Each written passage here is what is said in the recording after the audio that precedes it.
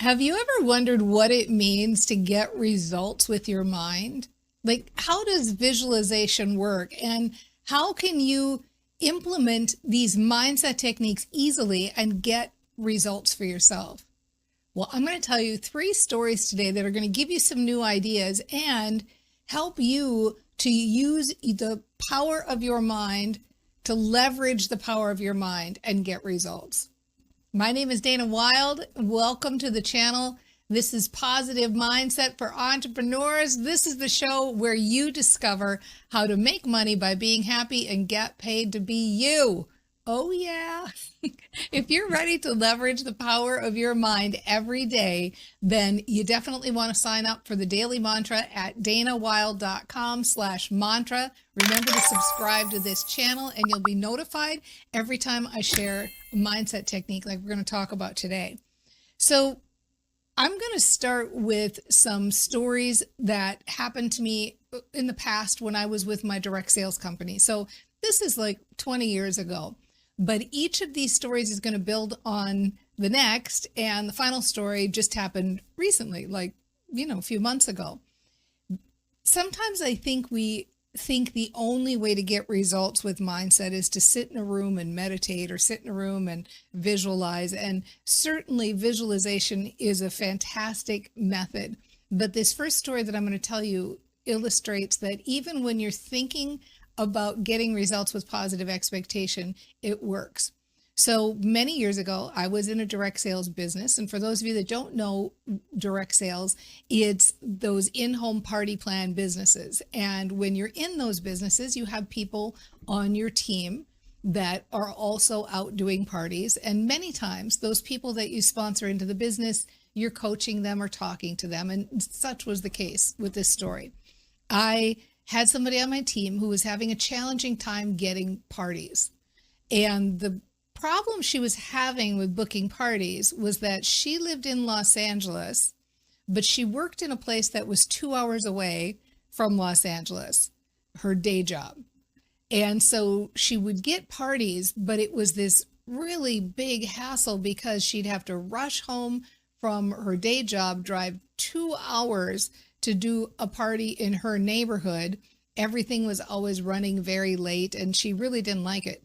So she was talking to me and saying, if I could only get some parties where I work, it would be so much easier. Like if I could be doing my in-home parties, my in-home shows in that neighborhood, it would make all the difference. But I don't live in that neighborhood. So it's, I don't know anybody really.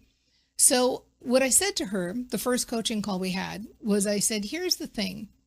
What I want you to do right now, between now and our next call, which is a week later, I want you to make a list of every person that you know in that neighborhood where you work. You're not going to have to call them. You're not going to have to ask them to do a party. This is a mind exercise. I just want you to make a list of everybody you know. So it can be the people you work with. It can be the people that you see at the gas station. If there's a restaurant you like to have lunch at, that somebody there that you see all the time, like make a list of every single person that you know in that neighborhood. And I promise I'm not going to have you contact them and ask them to host a party. So she said, okay, I'll do it. So she came back a week later and we looked at her list together and she had pretty good list, like 42 or 43 people on the list, something like that. So then I said, okay, now, between now and next session, next coaching call, I want you to just think what it would look like if all those people were in one room together. What if they were all in some room? And I'm not going to have you book a room. You don't have to check if you can get a hotel room or a community center, any of that. We're not going to take any action. I just want you to look at that list of people. There's a really wide variety of people. And imagine what it would look like if you got all of them together in one place. So she said, okay, crazy lady. I'm sure that's what she was thinking. But in fact, she told me later she was, okay, crazy lady, I'll do that. So again, she goes away for a week and she comes back on the next call. And I was about to talk with her about, next steps, what she would be doing. And she said, well, here's the thing. So you're not going to believe this, But here's what happened.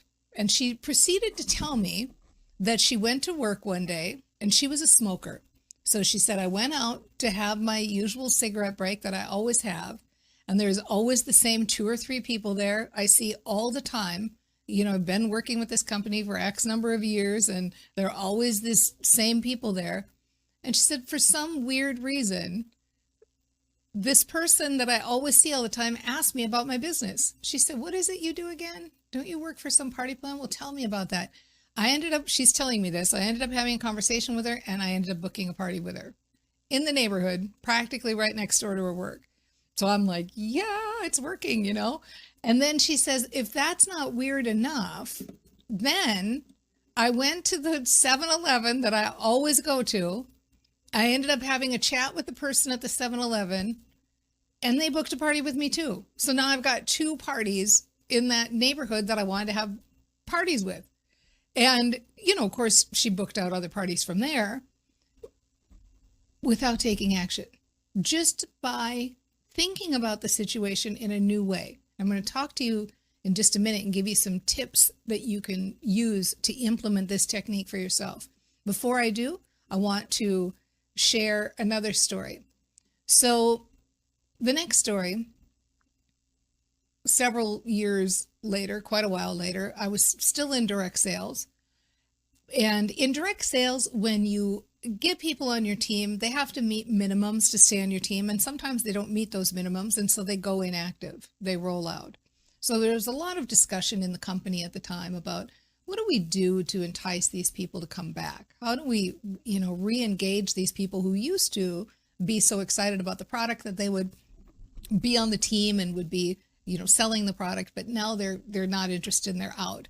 So I thought, yeah, that's really true. I've got a number of people. I think I'm just going to, I don't know, like 50 people, let's say, that I had on that list. And I thought, what could I do to re-engage them? And so I probably spent like 3 weeks just thinking about a plan of what I was going to do to re-engage them. And I was thinking about it with, excitement and positive expectation. So the idea was I was going to send them a nice card in the mail, and I would have a handwritten portion, and I might include, some kind of a poem or quote in the card. And I was imagining what would go on the front of the card. And I was thinking about bonuses that I could give them for coming back. And maybe I could get some pretty little baskets, and I could put some product in the baskets, and I could send it to them and give it to them as a bonus if they re-signed up again. And so I was really having fun just thinking about these ideas about what would reignite these people, what would get them interested in coming back in the business. And sure enough, here's the crazy thing. I just thought about it for 3 weeks. And over that 3 weeks, 4 or 5 people who used to be on my team called me out of the blue and said, hey, I'm thinking of signing up again. Let's talk. And signed up. So of the 50 or whatever the number was, 4 or 5 signed up, and I hadn't even done anything. I'd just been planning it in my mind, just thinking about it in the mind. Now, if that's not weird enough, after I actually took the action and, mailed out the cards and wrote to everybody and got the pretty basket and all that, only one signed up after that. Only one other person signed up. So I realized that, and I already knew it, but I was leveraging it at a higher point, that mindset, it's easier, it works better, it sets things up in a different way. And I'm going to tell you how it works in just a second, or why it works. The third story, I have a program. It's a higher end program called the Accelerate Network. And with that program, it's like a group mastermind. And so we need an exact number of people, right? The exact number, depending on the type of the way we're running it, it's usually between 12 and 15. But when the number is decided, it's exactly that number that we need. And so I had promoted it, and I had done, different kinds of Q&A sessions and several emails. And we'd signed up everybody we needed for the program except one spot. One spot still needed. And so I was doing a closing sequence with my emails. I was sending out emails, saying that the spot's filling. And then it came to the weekend when it was going to close. And I thought, I feel like I'm efforting to fill this spot. That's a great Abraham Hicks word, by the way. I feel like I'm efforting and like I'm just making it too hard to fill this spot. Normally on a day when something would close, I might send out 3 emails, saying, oh, we're closing and last chance and da da da. And I just wasn't feeling it. I just wasn't feeling it. I thought, I'm not going to send out any of these emails.